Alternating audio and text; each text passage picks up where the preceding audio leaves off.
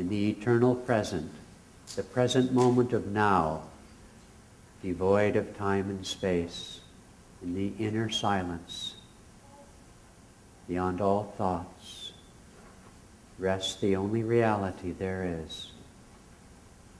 It has no name. It has many names. But let us now be still and know.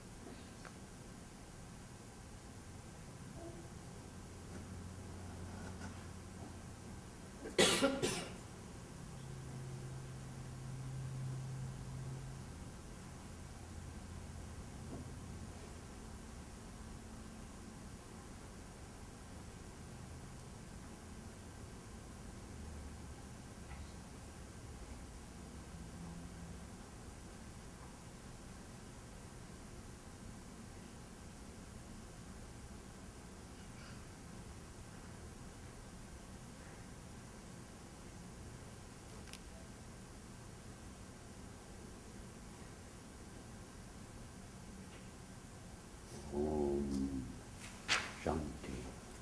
Amen.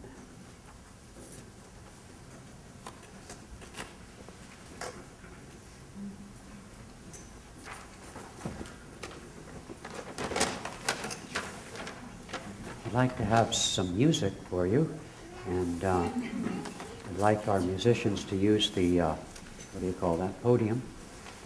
So, music inspired by India. We're going to start with Through Many Lives.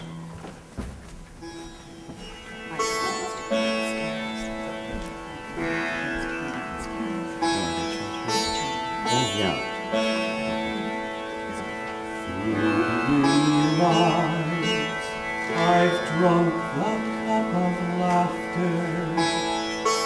No man could tell the pleasures I have known. The stars in the endless sky, if one could count, would come to billions. Yet as vast as are their numbers, so many years I've wandered far from you. Yet as vast as are their numbers, so many years I've wandered far from you. Through many lives I've drunk the cup of sorrow. No man could tell the bitter tears I shed. The drops in the endless sea, if one could count, would come to billions. Yet as vast as are their numbers, so many years I've wandered far from you. Yet as vast as are their numbers, so many years I've wandered far from you. Through many lives, through countless lives, I've sought your cup of sweetness, found other cups, yet thirsted evermore. The streams in the hills of time all found their way into a desert. Every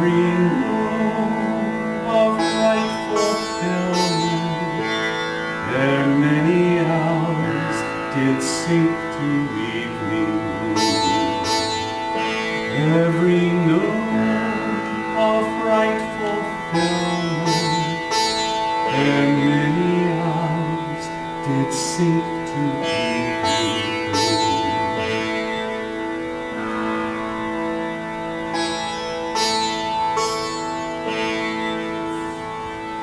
I long for you in summer and in winter, only for you my heart thirsts day and night. I've learned that the sweetest songs ears ever heard were at your echo. Lord, at last, fill me completely, for nevermore I'd wander far from you. Lord, at last, fill me completely, for nevermore I'd wander far from you.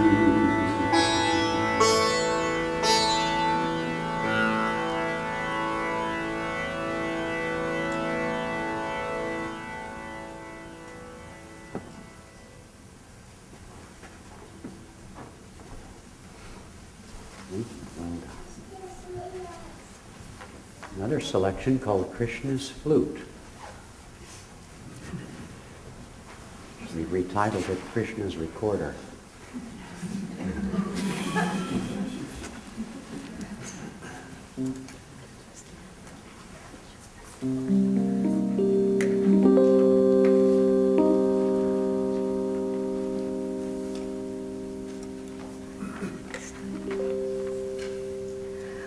I've heard your flute high on a cloud.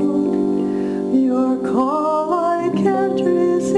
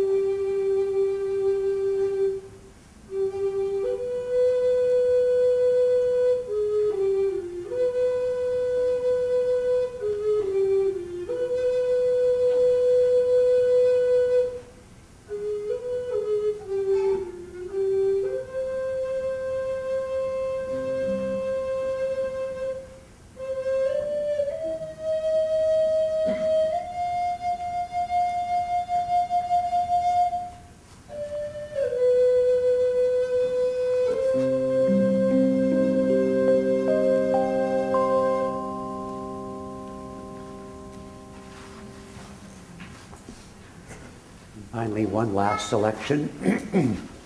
The story of Ram and Sita have characterized and affirmed cultural values of India for thousands of years. The story of their love is idealized, romantic, and divine love.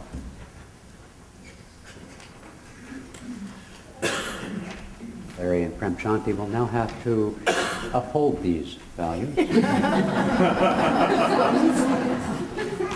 This is a tambura. I put a strap on. You want to use the podium mic, perhaps? Would that be good? Can you see it?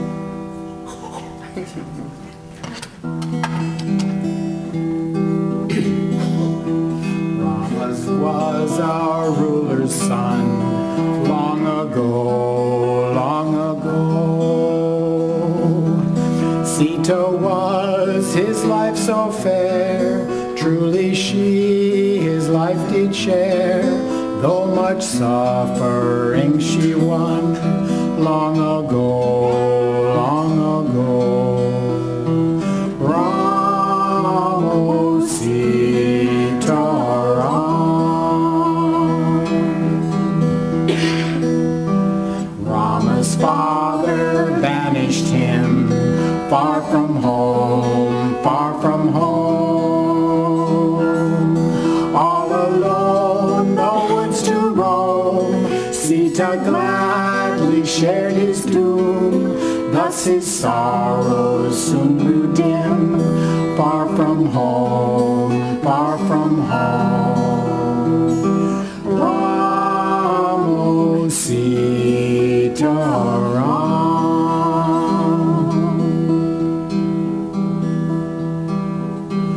Homeless wanderers were they, many years, many years.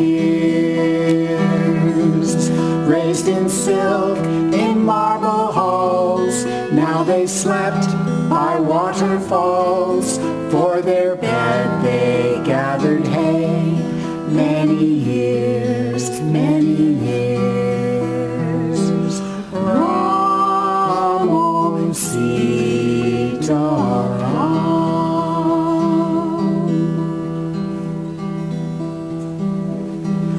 One day came an evil man, woe the hour, woe the hour. Stole Ram's wife while Ram was gone, carried her to his own home. Thus her soul's dark night began, woe the hour, woe the hour.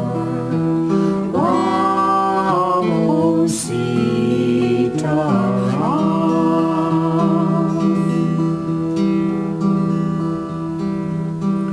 True was she, though sorely pressed, Rama's wife, Rama's wife.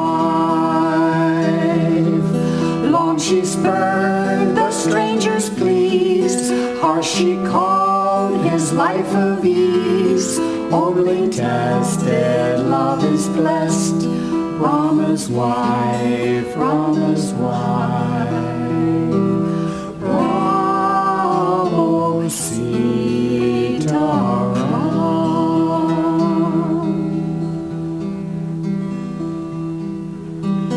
Ram at last did win her back, sorrows fled, sorrows fled. Soon they to their palace went, ended now Ram's banishment. On with all their years of lack, sorrows fled, sorrows fled. Ramo Sita Ram.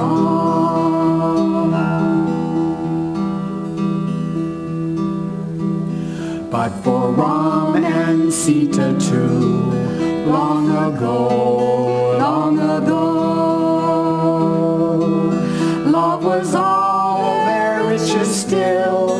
Palace gold could never fill hearts that heaven's laughter knew. Long ago, long ago.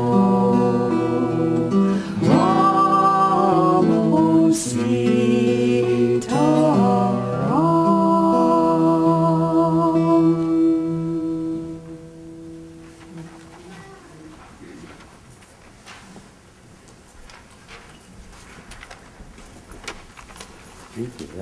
gently. I've invited our pilgrims, many of whom would probably be home sleeping if they weren't here. Those who aren't here are probably, in fact, doing that. Because although time won't allow us all to share in any deep or lengthy way, I would like at least to offer each of them to say something or share something, perhaps. We had many spectacular moments, so much so that one can hardly begin. But this pilgrimage was certainly, I realized two things more personally to all of us as pilgrims. One is that as I looked around the room or on the bus or the plane or wherever we were meditating, I realized that there probably isn't one single person here who isn't in some way in transition, sometimes obviously in an outer way, but I think for most in some inner way. We're drawn to this pilgrimage. You sometimes may ask yourself, a skeptic may say, well, why bother? After all, God's all-pervading, eh? He is everywhere. Why should you have to go anywhere else to find him? And yet it is the reality that according to the effort and the intention that we make, the hardships perhaps that we endure in the process, and that it is also true that just as some people are more intelligent than others, some places are more beautiful than others, so it is with the divine presence. It exists in a greater realization in living beings and in places. Each of us have returned bearing within ourselves a portable paradise. We can now meditate in Babaji's cave whenever we want to, and we can feel the divine presence where the path of Kriya Yoga was born once again. It doesn't matter that you have some cosmic experience when you're out there, but it is life-changing, that is for sure. The springtime that we celebrate is the affirmation that we can change, that we can plant seeds that can help us change. And so these experiences, no matter what they were for each and every one of us, no matter what the challenges were, are like seeds, which I know from my own experience and from that of millions of other pilgrims down through the ages, will plant seeds of renewal and change. The basic theme of our pilgrimage, for some of you who may not be familiar with it, was to visit places in mostly northern India related to the lives of especially the five masters of self-realization, beginning with Paramahansa Yogananda, who came to the West in 1920 and who has brought to us the techniques and path of Kriya Yoga. And then his own guru, Sri Yukteswar, to the left, Yogananda being on the far right. Sri Yukteswar's guru to the far left, Lahiri Mahashai, and the peerless master, Babaji. And so we were able to meditate, for example, in the boyhood home of Yogananda in a tiny little attic room where, as he put it, I found God. We were able to be at the place where before his departure for America, after hours and hours of ceaseless exertion in prayer, demanding and pleading for a divine sanction for his trip to the West, from which he would only return briefly, Babaji appeared to him. And to the place where Lahiri Mahashai lived, and to the sacred city of Varanasi. It is the oldest continuously habited city in the world, and I think each one of us felt a timelessness there, whether at the burning ghats with bodies aflame or in the sunrise over the Ganges. It was, you just looked at it and you had nothing to say because it was so timeless. And so it struck me that this path for Dwapara Yuga, which affirms the Vedantic principles that God is the only reality, and that no name or form, no religion, no ritual or rite can contain the spirit which is within us and in every living being and atom of creation, is affirmed in this new dispensation, had its birth in Varanasi, in the humble home of Lahiri Mahashai. We couldn't even get into the home. It was locked. The relatives don't allow people there. And so we stood at the door in an alley so narrow you could barely get a bicycle down it, and simply bowed in prayer. Sri Yukteswar had 2 hermitages, one at the seaside city of Puri, for which we are very grateful to start at because it was a lovely city on the sea. And we stayed in a beautiful, essentially a resort to sort of cushion the blow of landing in India. The way I put it is when they stamp your visa, then you immediately begin coughing. The air is so bad. The Indians say that they don't trust air they can't see, you see.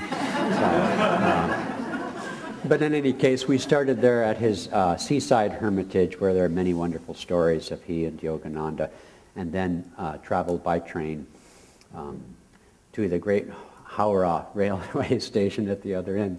It was really quite a trip. But anyway, and we visited his main hermitage and what we call Serampur, but Morley pointed out to us that it's Sri Rampur, which is the city of Ram. And it was anglicized to be Serampur. And so we visited there, and then the great, although modern, temple of Dakkaneshwar, where Sri Ramakrishna, the avatar of the 19th century, lived for 30 years. We meditated there in his room. And we meditated and chanted in the portico where Paramahansa Yogananda had a vision of the goddess Kali, who was just, you could sit there and look straight and see the, as they say in India, shockingly to our Western sensibilities, they call it the idol, but it's the image, this, we would say statue of Kali there, which you can only get a glimpse at.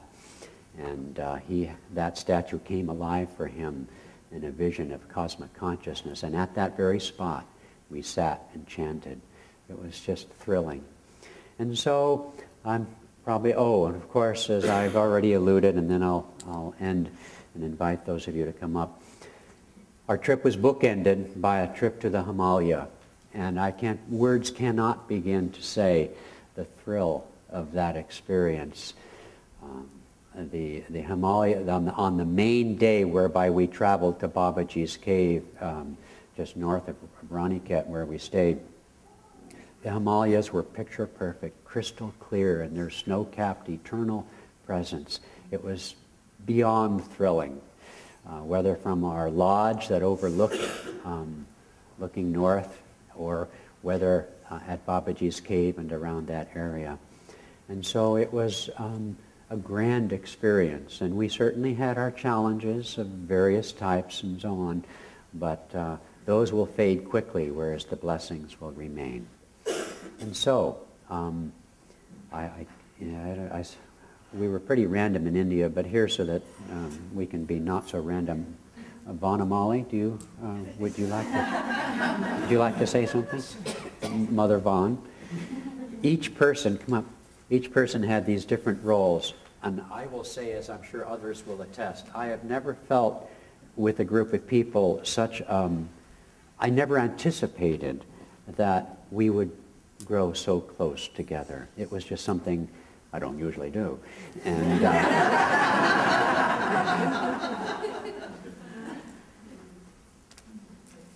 well, it was a blessing for me to be on the pilgrimage with my Guru Bhais. And I think the best way to visit India is as a pilgrim. You know, it allows me to appreciate India for who she is, spiritually and devotionally. My heart was filled with layers upon layers of blessing everywhere we go. And by the end of the trip to Himalaya, my heart was just overflowed with gratitude and joy. And I had a wonderful roommate who constantly reminded me of God and Guru, and that was another blessing and bonus for me to stay focused. And to be a pilgrim, I was able to see India beyond the dust and cow dungs and horns and traffic.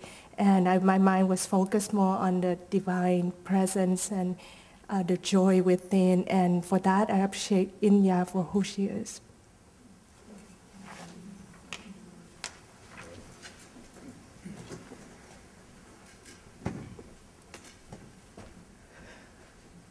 Well, for me, it was a wonderful trip. I really enjoyed it, and a very spiritual experience. Varanasi was probably the one that you could just feel the spiritual presence of the place. I don't know any other way to describe it, you know, and it was awesome. And it'll stay with me forever. I see myself going back to India someday. It's really part of me, and can't wait. I'll do it again. This time, though, I'm going more north.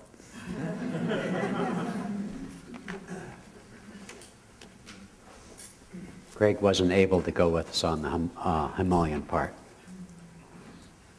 Well, I don't want to repeat what everyone has said. I think the most amazing part of it was that Kelly and I got married and on the Ganges in Varanasi.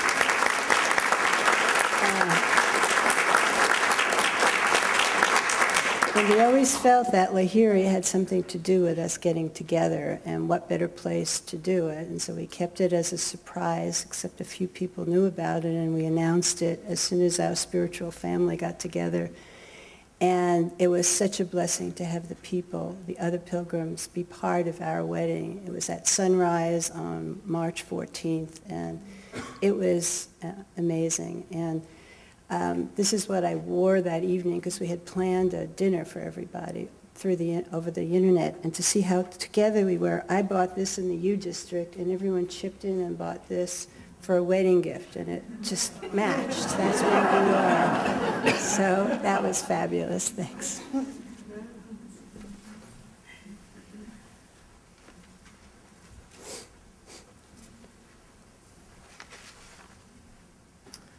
Well, there was just many wonderful experiences. You could go on and on and on. Trying to pick a favorite one is difficult. Obviously, the favorite one was in Varanasi, which I have a great deal of identification with. And our decision to get married there was one that sort of came intuitively, as Mona and I had been together for over 6 years, and the complications of a Western marriage with different families, friends, and obviously religious persuasions made it difficult for us to come to a conclusion. When Mona said, you know, after I convinced her to come to India, or shall we say Lahiri perhaps had something to do with that, we will never know. She said, but we just do it in India. And it took me about 20 minutes to go, you know, that's really super cool. And Varanasi is the place where I wanted to hang out and to do it on the Ganges, which everything sort of fell together. It was just sort of one of those things where you just let it, you go with the flow, and people came from everywhere to bless our marriage. And think of this little craft with about 30 people, you know, something that you probably would have discarded if it was in the United States, but it was strictly Ganji type material, you know. And sitting us all in a row with an altar in front of us and looking at the crematory across the way in Varanasi was absolutely so apropos. It was unbelievable. It was just truly a blessing from all aspects, and I think the greatest was the contribution. That was a blessing for everybody. And I'm sure others will have other things to say about other things, but that definitely was the cat's meow for me.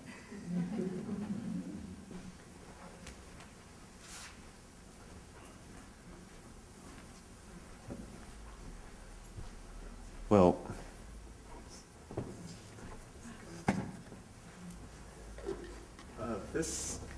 what I am holding is Padma has sent out in an email to many of you that if you had any items, personal malas or notes or something that you wanted to have special blessings, that she would put it together and would take it to all of the sites that we were visiting and would have it blessed by the masters. And in about about 2/3 of the way into the trip, she really wasn't feeling very well. And so someone had to shoulder carrying these items to all of these spiritual sites, and that responsibility fell to me. So any of you, please, if you have or you recognize things, I know Vajra, you have things here, and there are many other items here. please come up to the altar after the event and please take your item.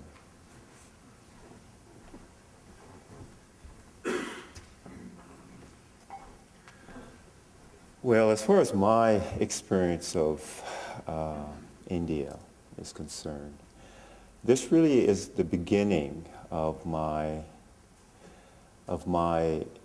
encounter and my presence in what I call the Holy Land.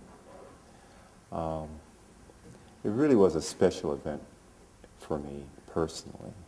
I had many good personal experiences, deep meditations, and great insight on many of the things that, as Sriman said, people in transition. And I'm one of those people too. And, but I think most of all, what I recognized for me was that this is a place that I want to make a part of my life. This is not just a place that I go once in a lifetime and pay homage to. This is a place for me that is a place that I feel very much a part of and will be going back sooner than you can imagine. And so,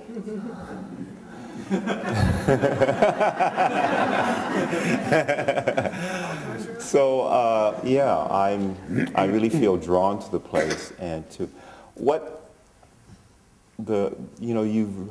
many of you have read the AY numerous times, and going to these places just brought alive and the reality of the things that were in the AY, and to meet the family members of Master and Lahiri and Sri Yukteswar and Tulsi Bose, and the stories that they shared with all of us just made it so real that the AY is a living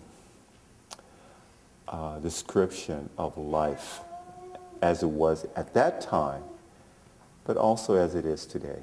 And it's really a special thing for all of us. So thank you.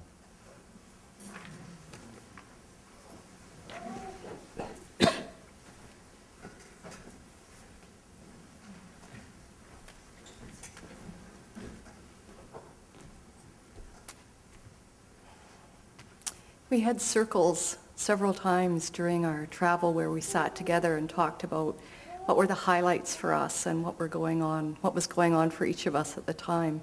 And just now, as at that time, I feel it's almost impossible to identify a particular highlight or special moments, because every day was an enormous blessing. Every day was just a spiritual gift for us beyond what I could have imagined.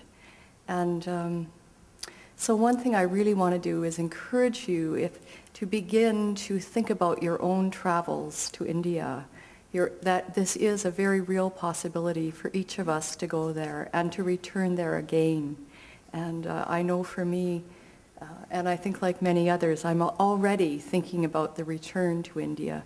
So I would really just encourage you to grow that in your own hearts. It's just such a huge blessing to be there. It's really indescribable.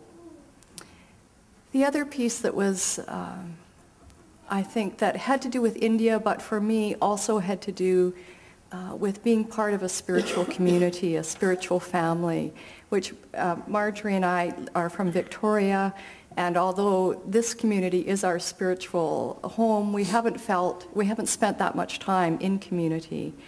And it was just so wonderful to meditate together, many times a day, to be together in our meals and our sleeping sometimes on the train, and so many things that brought us close together as a group, which was also just a blessing for our spiritual lives, but also just for our sense of belonging with the community. And I know that we're both just hugely grateful for that as well. And also just to remind you that, in a sense, all of the community was there with us, that we know that we were in the minds and hearts and prayers of many of you, and we appreciate that and felt that you were indeed with us in India. Thank you.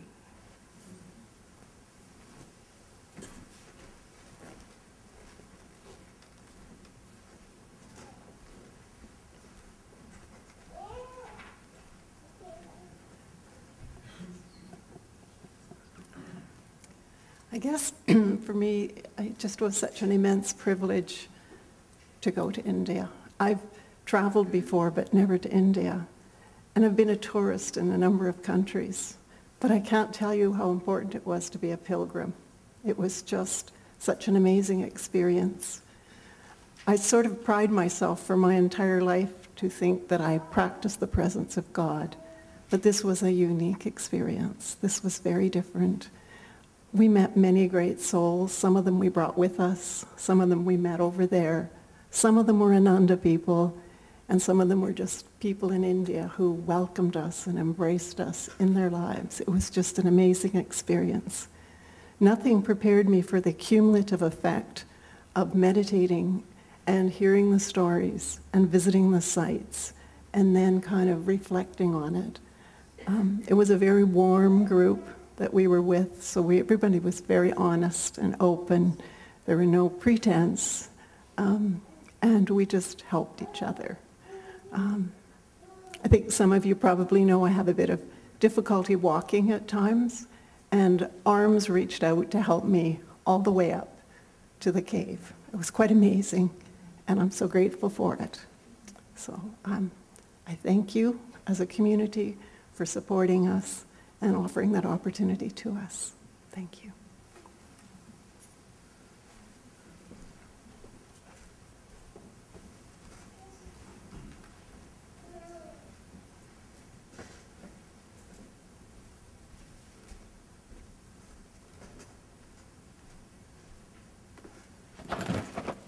Hello.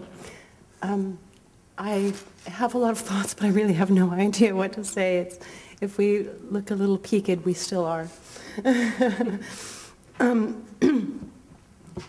I don't believe that I was prepared for everything that might happen on this trip, most of all the tapasya that one endures on a pilgrimage.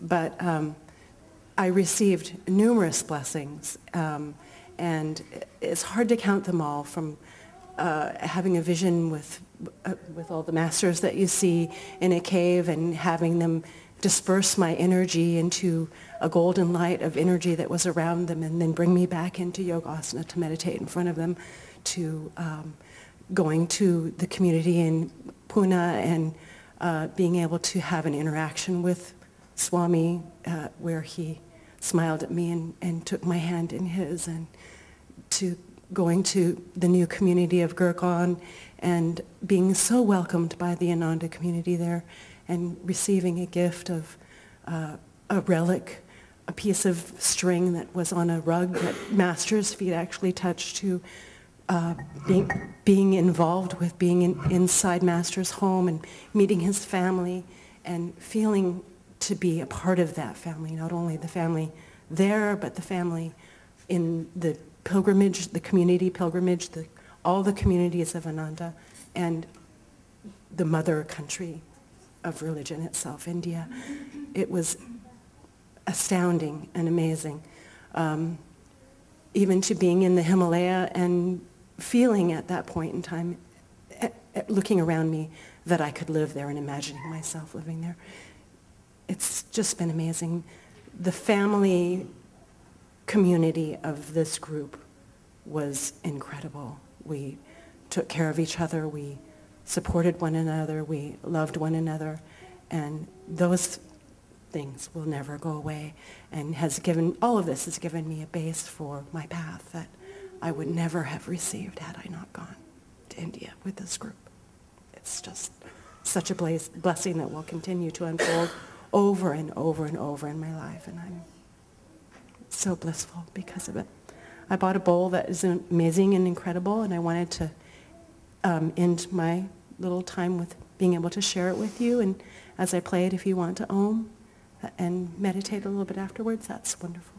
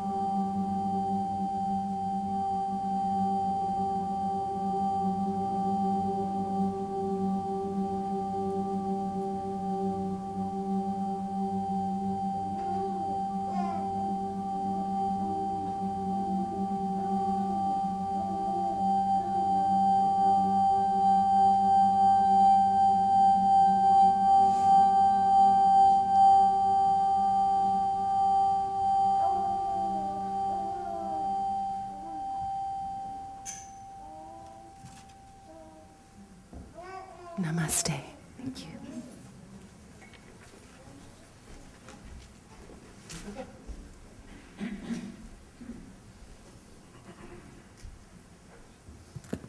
We had 4 birthdays and a wedding.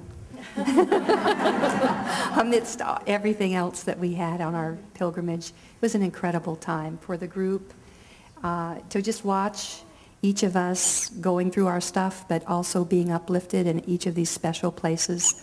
I'll never, ever, ever forget it. And it was incredible because about the day before we left, I actually looked at my ticket and found out I was going to the Middle East. And I went, oh my God, I'd never go there. We landed, we had to go through Dubai, it's near Saudi Arabia. But it was so interesting because it was sort of the beginning of Divine Mother just kind of breaking my world apart and helping me to embrace people of all religions and all faiths and all kinds of people, because they are there in India. And on the flight, I sat next to a young man who was born in Saudi Arabia, spoke fluent Arabic, and he had quite a wall around himself, so I had to kind of sneak in there. But I was managed through the long flight to make friendship with him, mostly because I asked him how to work that screen in front of me. I had no idea to do it.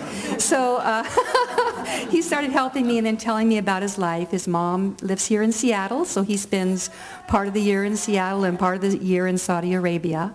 And then I also had a flight with a lady who was from Uganda, very African looking, and she scolded me for not traveling to her country yet. And then I sat next to a lady from Bangladesh and someone from Portland, Oregon. So I just had these wonderful connections on the flights, and it kind of was my way of connecting through the whole pilgrimage, was just seeing all the different faces and bumping into all these different people and seeing them in all different kinds of moods. But if my heart was open and I was smiling, they would smile back.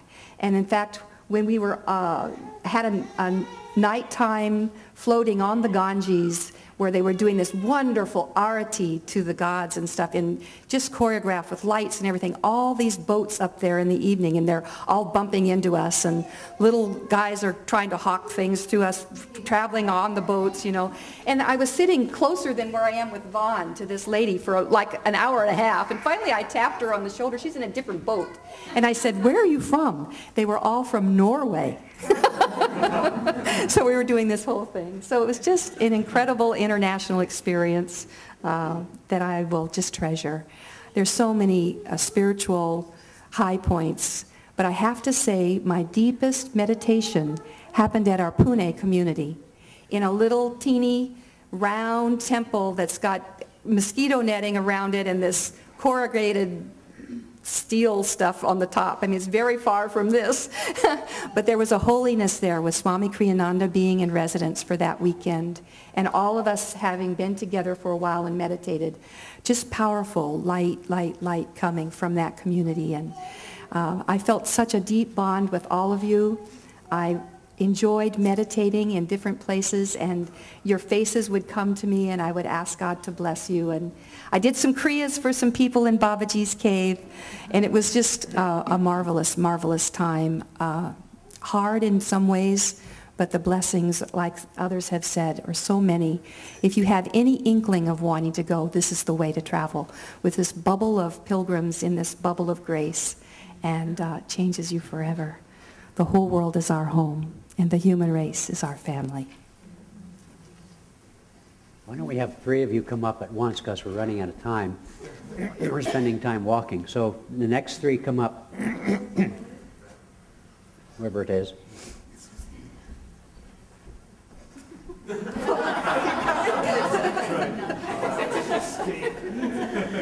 I guess we got to be brief. It's difficult. There's so much to share, but everywhere we went was full of such spiritual power. And one of the things that I really took away is that we went to places where you could feel the different vibrations of each of the masters. And so I feel closer to each of them, you know, meditating at Sri Yukteswar's Mandir and in Master's bedroom and his attic meditation room, and where Lahiri's ashes are, and in Babaji's cave.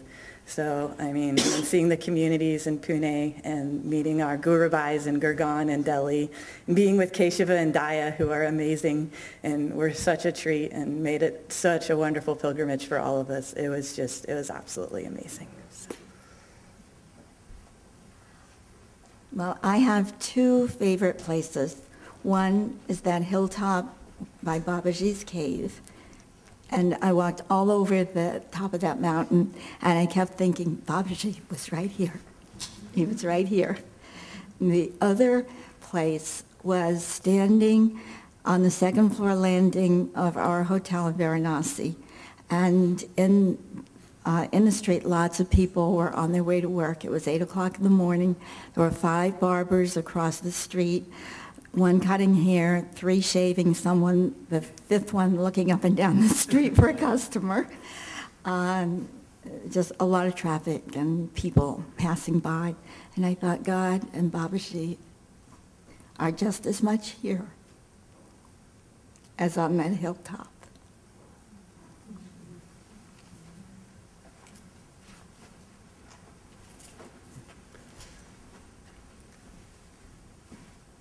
This afternoon, going over the last 3 weeks, I realized that each day was like a cap for the days that had gone before, and each day was that much better. And I think coming back here today, it's the cap for the whole trip. You were all with us along the way, and now we're back with you. The last day last Thursday, just a couple days ago, we had an opportunity to go to Gandhi's, where he was assassinated, and there's a memorial there. And actually, that was the spring equinox, the 21st. So it's very appropriate. Today we're celebrating spring equinox, and I realized, that moment of the spring equinox is like perhaps represents, when we are in meditation, where everything is balanced, where we are free of the light and the dark, and we're centered. It happens only twice a year, but our meditations can happen every moment. And so we can have our own spring equinoxes.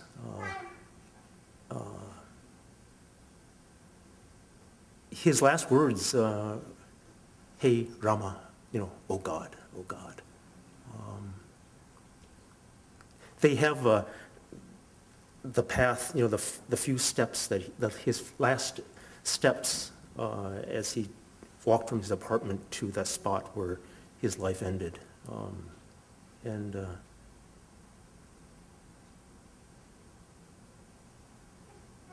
After that, as they say, he became history.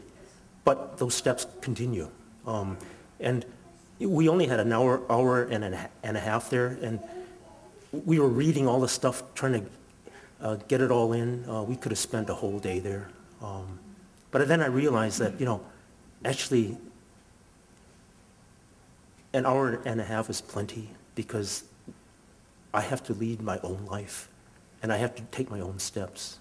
And an example like him, his autobiography, he calls it My Experiments with Truth. So our lives are experiments.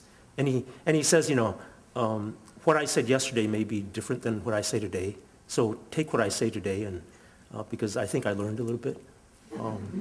So that is perhaps one great lesson I've brought back, is each day is the next day, and it's different than yesterday, and let yesterday go. Just take the next step.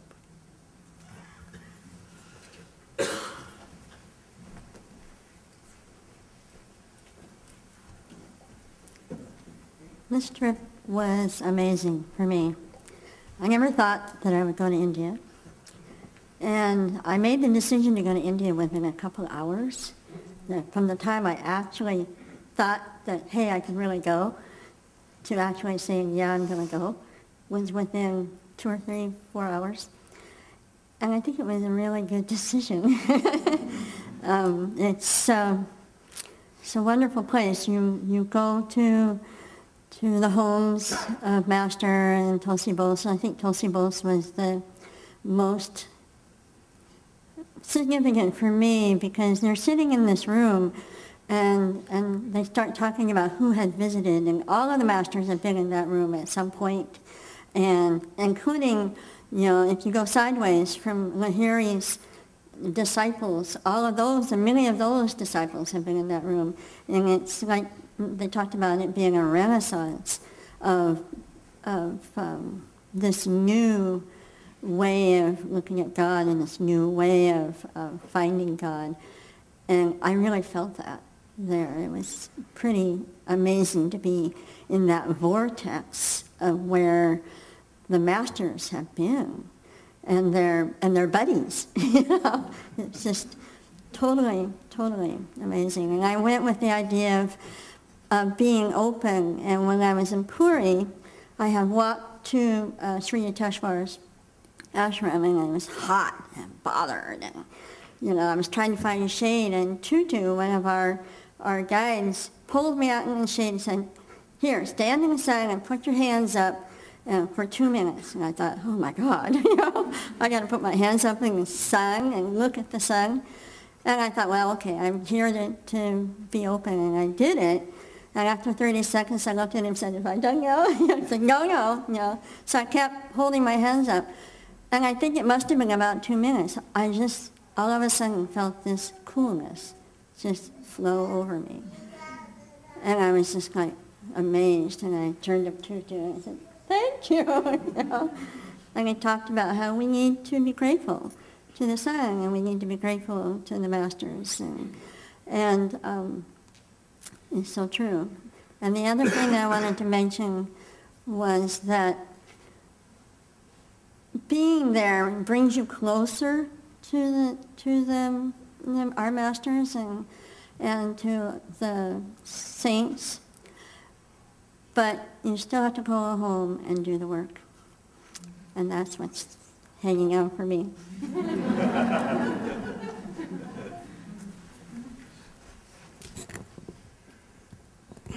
My voice holds out. I'm experiencing still some of the tapasya from the trip, which was very real. We're all in a sense of joy, but we're suffering. A lot of us were suffering quite a bit during the trip too. So,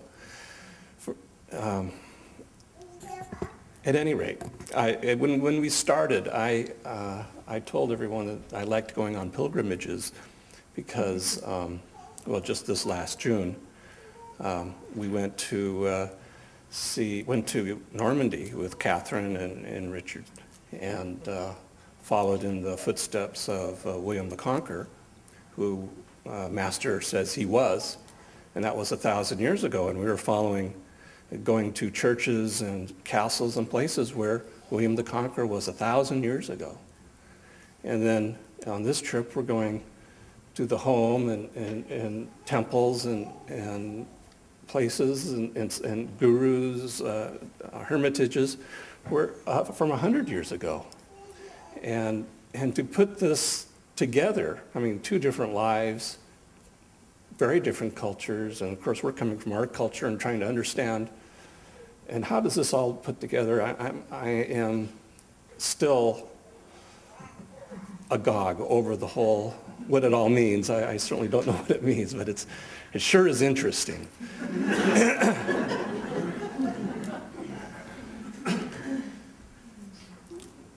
But I think that what I realized too by the end of this journey is that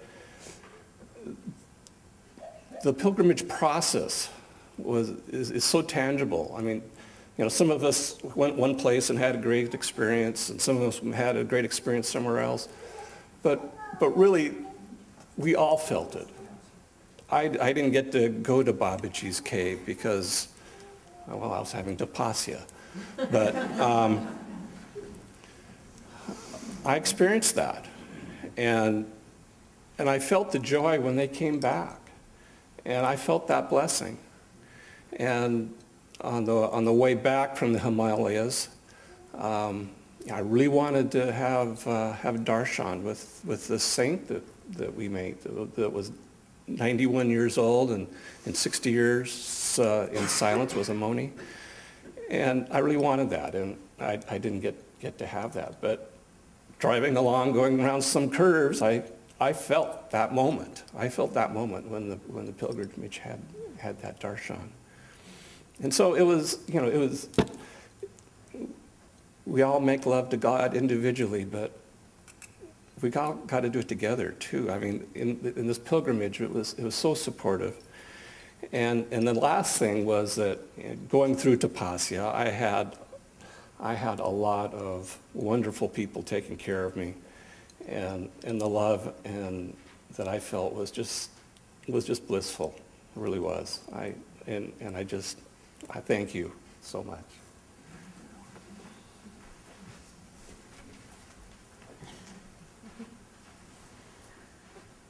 I was so not ready for this. I mainly went because he wanted to go, and it's like, okay, whatever. And that's not a good reason to go to India. You got to be readier than that. So I had a hard time. I mean, I was trying to tell a friend about it earlier today. Just the chaos, the donkeys, the cows, the elephants, the camels, the monkeys, the people, the burning garbage, the smells of food coming at you, the horns honking, the bells ringing, I felt like my head was going to explode. And there was one night when we were like in a tent in Pune, and they were having their Shiva Ratri. Yeah, so the deal with that is you have to stay up all night and keep each other awake by chanting. So there's these like peasants, I think, who have lived nowhere but in the hills, just over the hill from where our tent was, and they had a sound system, unfortunately. And so they were like chanting and singing and preaching at each other, and at midnight they set off fireworks, and we thought, oh, maybe it's over. But no, then they cranked up their sound system, and it went on all night. And I was telling Bruce, you're sending me home on a plane in the morning. I'm done. But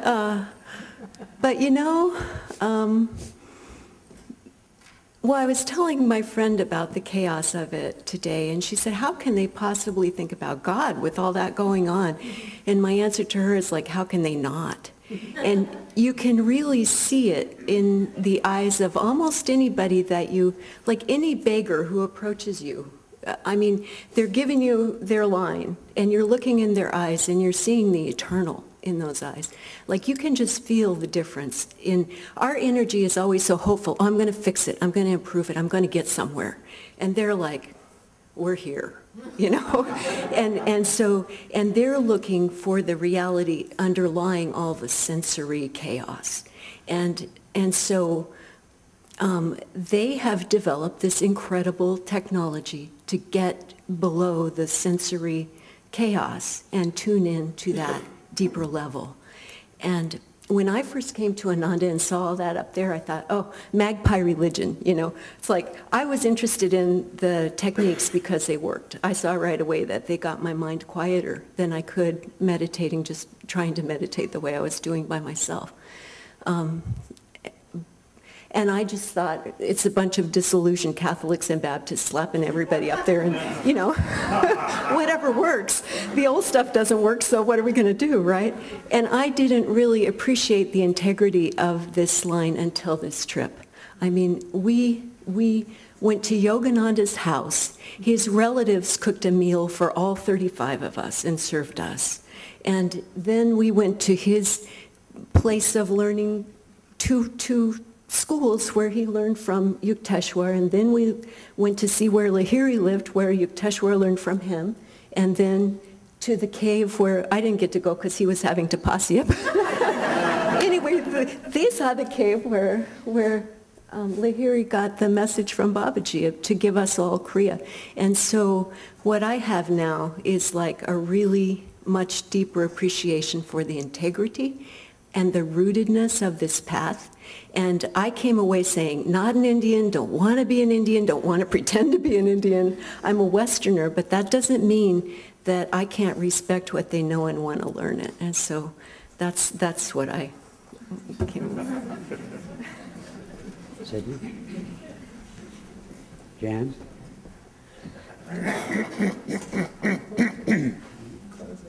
Well, of course, I don't want to repeat what's already been spoken of.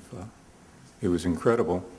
I think if I had to find one word, it would be surprise, because I would wake up very early and knew I couldn't get back to sleep, so I would go out in the neighborhoods to see what the people were doing, going to work and school, and it's such a land of contrasts. I was out, we were staying at a beautiful resort, the Bay of Bengal, and I went out in the adjoining neighborhood and saw these 4 young men driving their camels to the beach, because that's how they make their living, giving rise to tourists on these camels, which are decorated with flowers, and they each have a bamboo ladder so you can climb up there easily. And one of them's using an iPod, listening to music. It's so many contrasts like that. Or seeing what we would call a hovel with a satellite dish outside. Yeah. So it's a constantly surprise over and over. And it was just amazing. This was my first trip. Reeman's been 3 or 4 times. More. And I think it's like malaria. You don't always have the symptoms, but it's always going to be in your system.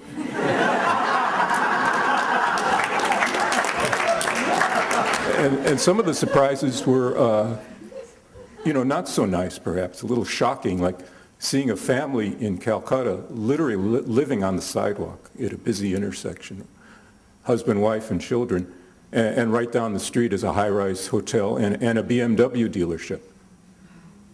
It's amazing. And one surprise was getting ready for a much-needed shower, taking my clothes off and getting my rubber ducky, and there's no water. So lesson learned, turn the water on first before you decide to get in the shower.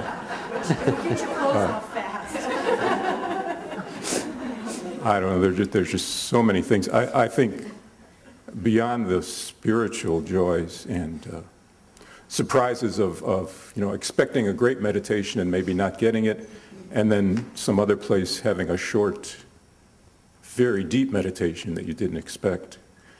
I think the thing I really brought away was how gracious the people are. Just amazing.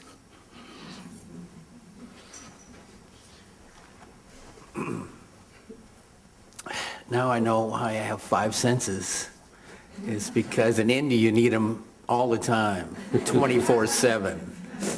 I mean, even the air comes in various grades of, chunkiness and flakiness. I can feel it. It's a good air day. I can feel it.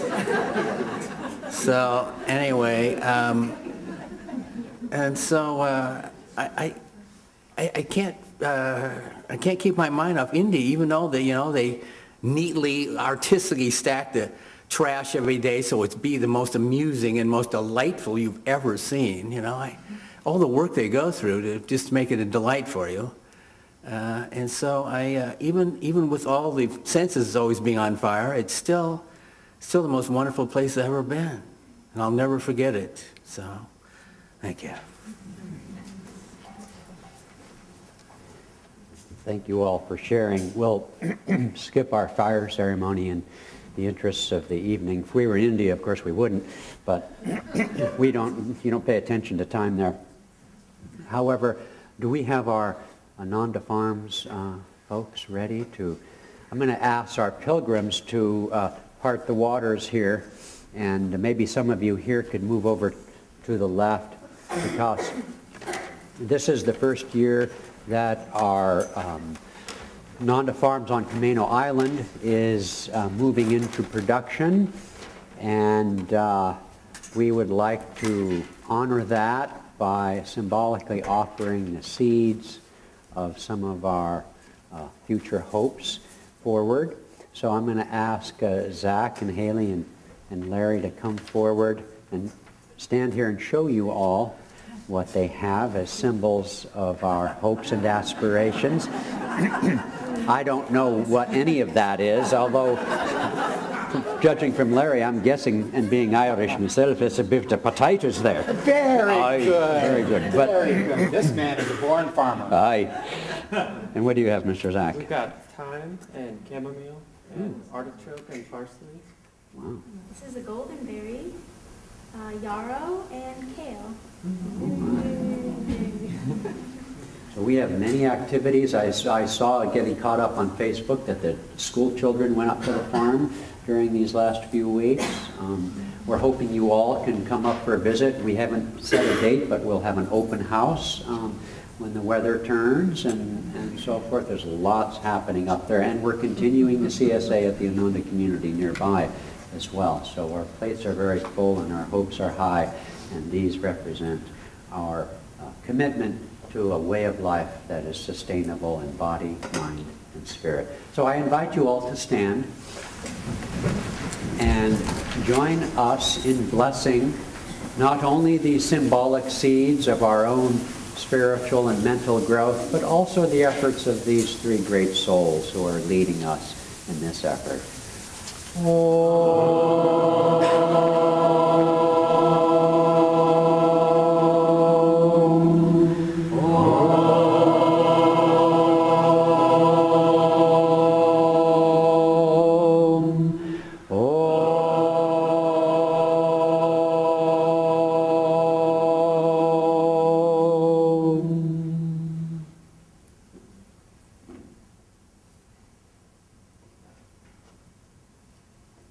Thank you all for coming this evening, and invite you now downstairs where we have some wonderful things to share with you.